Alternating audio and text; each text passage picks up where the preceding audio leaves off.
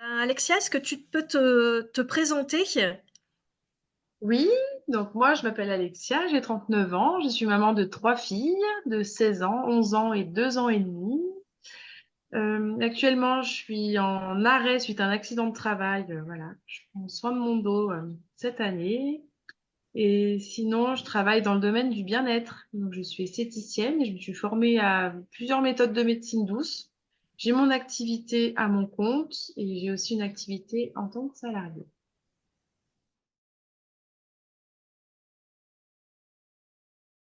Quelle était ta situation avant de rentrer dans la communauté? Donc ma situation, c'est comme je viens de l'évoquer, voilà, je suis en arrêt depuis quelques mois. J'associe ça à une parenthèse pour faire un peu le bilan au niveau de ma santé. C'est vrai que ça fait des années quand même que j'ai soit des tendinites, soit mal au dos. Bon, j'ai eu un accident de voiture important il y a quelques années, des grossesses, mais ça fait pas tout. Voilà, il y avait quand même un mal-être et puis quelque chose dans mon corps qui me freinait.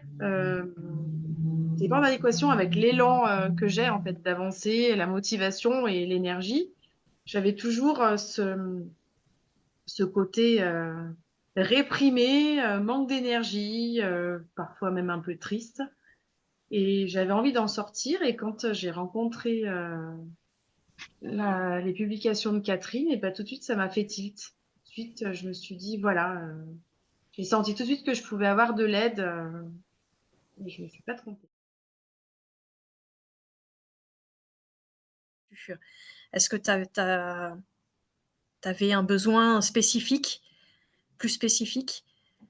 Ben, je pense que j'avais besoin de me réunifier. Voilà, parce que je me sens encore même, encore parfois, trop dispersée. Et c'est important d'avoir les outils, en fait, déjà d'en prendre conscience et d'avoir des méthodes pour essayer de se réunifier et de moins se disperser, parce que se disperser, enfin, pour moi, c'est fatigant. C'est fatigant et on est beaucoup moins efficace à être dispersé de partout que de se concentrer à faire une chose à la fois. Même si on a beaucoup de choses à faire, on peut y arriver en faisant une chose à la fois, en donnant par exemple des priorités et surtout, je pense, en se mettant nous-mêmes en priorité. Et on y arrive tout aussi bien. On est tout encore plus efficace. Est-ce que tu peux me dire ce que tu penses justement du programme de la communauté des Lucioles? Oui. Et ben moi, je suis vraiment arrivée avec l'envie d'avancer. Et on va dire que de nature, je suis pas d'un naturel à me mettre trop en avant, mais par contre, quand je me sens à l'aise, et ben, je participe et je donne mon avis. Et bizarrement, je suis plus du tout la même que quand je me sens au contraire mal à l'aise au sein d'un groupe ou même juste avec une personne. Et là, voilà, là tout de suite, je me suis sentie à mon aise avec Catherine et puis les autres membres de la communauté que je ne connaissais pas. Voilà, dès la première réunion, j'ai pu tout de suite exprimer mon ressenti. Je me suis lâchée, entre guillemets. Et en fait, bah, après, il s'est instauré un climat de confiance, je pense, entre nous et de partage. Et c'est ce qui nous a fait avancer chacune.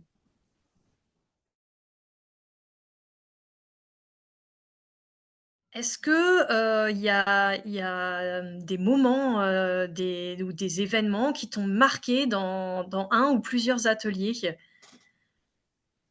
Oui, ça c'est clair que oui. Après, j'ai quand même pris pas mal de notes parce que j'ai la mémoire qui divague un peu. Donc, si tu peux me permettre, je peux regarder et là, ça va me parler. Vas-y.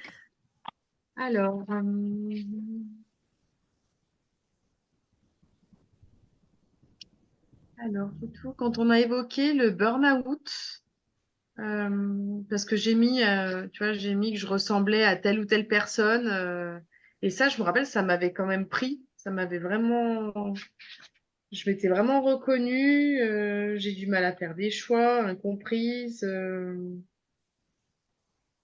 Hum, Qu'est-ce que j'avais noté là? Bah, j'ai mis que ouais, je ressemblais à une personne, j'oublie des choses, à une autre personne. On m'a pas diagnostiqué en burn-out. lié à une hypersensibilité certainement. Et du coup, des fois, le fait... Alors, je pense on est dans une société qui avance par rapport aux médecines alternatives, mais on attend encore beaucoup du diagnostic du médecin. Et ça, c'est normal parce que le médecin, on lui fait confiance. Et enfin, ouais, moi, je pense que dans mon cas, en fait, on m'a pas du tout diagnostiqué burn-out. Je l'ai appris récemment grâce à Catherine. Mais en fait, je savais pas trop dans quelle case me mettre. Enfin, c'est vrai que ça frôle la dépression. Alors, on se sent pas en dépression, mais en fait, je pense que le burn-out, c'est vraiment un enchaînement d'événements, un enchaînement de trop-plein. Voilà, c'est la cocotte minute qui explose, en fait. Et j'ai compris par rapport aux émotions et aux besoins sous-jacents aussi, aux émotions sous-jacentes, et ça m'a tilté tout de suite. Et alors, ça m'a pas forcément fait quelque chose, mais ça m'a aidé vraiment à comprendre et aussi les autres. Pourquoi quelqu'un réagit sous le coup de la colère, bah, c'est peut-être qu'il a peur ou qu'il est triste, en fait. Et ça, c'est vraiment à prendre conscience pour bien connaître les autres. Et je pense que pour aller bien dans sa vie, le truc infaillible déjà, c'est de se connaître soi, apprendre à se connaître soi et apprendre à connaître un peu les réactions, apprendre un peu à comprendre les réactions de celui qui est en face et ne pas, parce que moi j'avais tendance à toujours associer à moi. Et je suis pas nombriliste pour autant, mais c'était même pesant.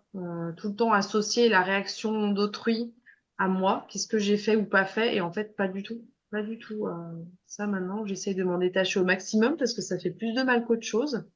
Et puis ça fait pas avancer l'échange relationnel du tout. Euh, J'ai compris par rapport aux émotions et aux besoins sous-jacents aussi, aux émotions sous-jacentes, et ça m'a tilté tout de suite. Et alors, ça m'a pas forcément fait quelque chose, mais ça m'a aidé vraiment à comprendre et aussi les autres. Pourquoi quelqu'un réagit sous le coup de la colère, bah, c'est peut-être qu'il a peur ou qu'il est triste, en fait. Et ça, c'est vraiment à prendre conscience pour bien connaître les autres. Et je pense que pour aller bien dans sa vie, le truc infaillible déjà, c'est de se connaître soi, apprendre à se connaître soi et apprendre à connaître un peu les réactions, apprendre un peu à comprendre les réactions de celui qui est en face et ne pas, parce que moi j'avais tendance à toujours associer à moi. Et je suis pas nombriliste pour autant, mais c'était même pesant. Voilà, ah oui, voilà, il y a quelque chose qui m'a vraiment, dont je me suis vraiment épris, c'est les 40 questions sur l'hypersensibilité. Et là, déjà, je me suis dit, ah ouais, l'hypersensibilité visuelle, auditive, tactile, par des questions, voilà, olfactives, la proprioception aussi.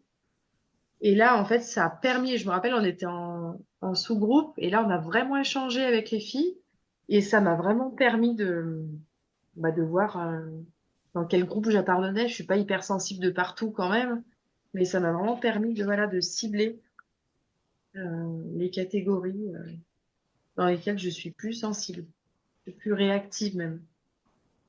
On associe toujours sensibilité et faiblesse, alors pas du tout, au contraire, c'est une capacité à capter, mais une capacité un peu trop développée. Voilà, et c'est bien justement, comme j'ai dit tout à l'heure, de se réunifier, de se concentrer.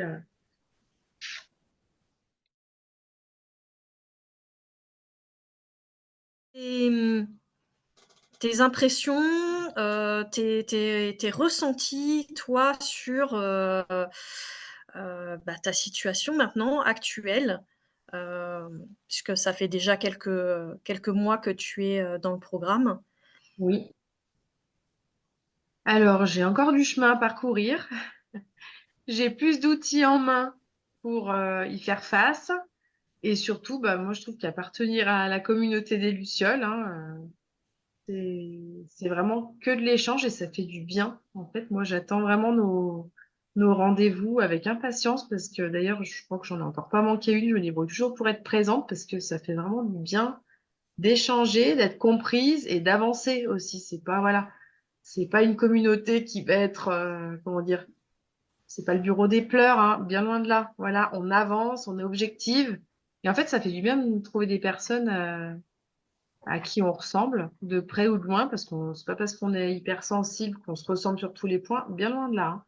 Bien loin de là, mais on arrive à discuter, à échanger, puis ça nous fait voir on aborde une autre façon de voir les choses aussi, et ça fait vraiment du bien. Voilà, Catherine nous coach vraiment bien pour ça, et moi, je m'y retrouve, hein, ça me fait vraiment du bien.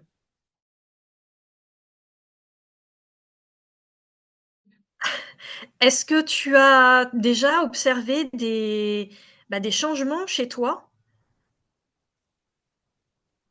Moi, je suis un petit peu longue au changement. C'est un peu long à intégrer, donc si tu veux, je prends des notes. C'est mon problème. Je sais que j'ai les notes, mais il faut que j'applique moi aussi. Donc, si, en fait, moi, je sais que ce qu'il faut, c'est qu'il faut que je prenne vraiment du temps pour moi. Donc, je commence à en prendre un petit peu, des fois, en apprenant tout simplement à dire non. À dire non. Donc, je pense que les premières personnes à qui j'ai dit non, c'est même à mes enfants, à dire non, là, je me prends du temps, parce qu'en fait, j'en peux plus. J'en peux plus. Et en fait, il n'y a pas de secret, mais je pense que vraiment, le truc à faire, c'est de dire stop avant l'épuisement. Et l'épuisement, il peut arriver vite, hein. C'est pas, voilà, c'est pas, comment dire, c'est pas immédiat du jour au lendemain, mais en fait, ça arrive très vite. C'est un progressif, je trouve, qui arrive très vite et faut pas commencer à s'y perdre. En fait, voilà, quand on dit non, c'est pas mauvais, c'est que on ne peut pas faire plusieurs choses en même temps parce qu'on s'y perd au bout d'un Je te moment. vois plus confiante, je te vois, tu vois, Oui, mais j'ai pris conscience de beaucoup de choses aussi quand ouais. même. Et puis il y a des choses qui, voilà, qui sont arrivées aussi parce que quand on s'ouvre aux bonnes choses, et ben elles arrivent, hein. Ça c'est sûr. Donc ça, je le savais depuis longtemps en étant thérapeute aussi, mais j'avais vraiment besoin. Je pense que vraiment là, au sein des Lucioles, ça m'a vraiment apporté de m'accorder aussi du temps à moi, vraiment.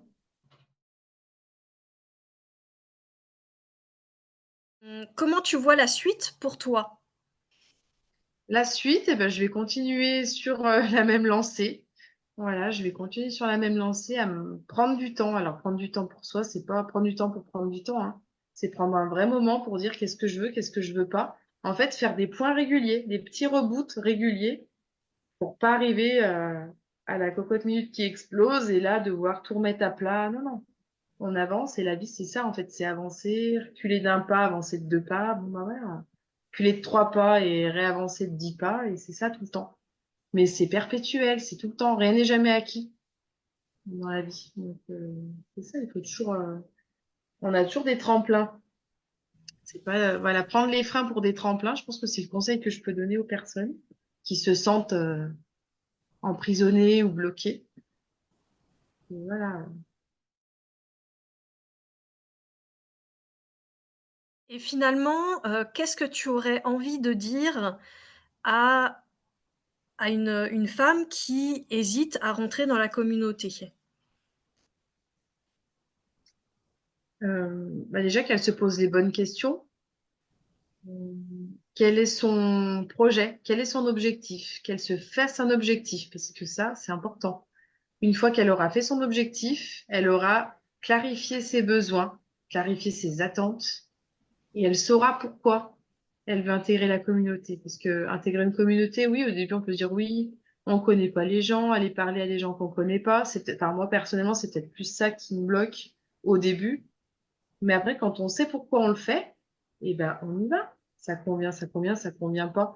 Mais en principe, je vois pas pourquoi ça conviendrait pas parce que on est toutes là pour une même cause, c'est se sentir mieux. C'est avancer, aller de l'avant et se sentir mieux et trouver un sens à tout ce qui est un petit peu non abouti. Donc après, en fait, on est créatrice aussi de notre avenir.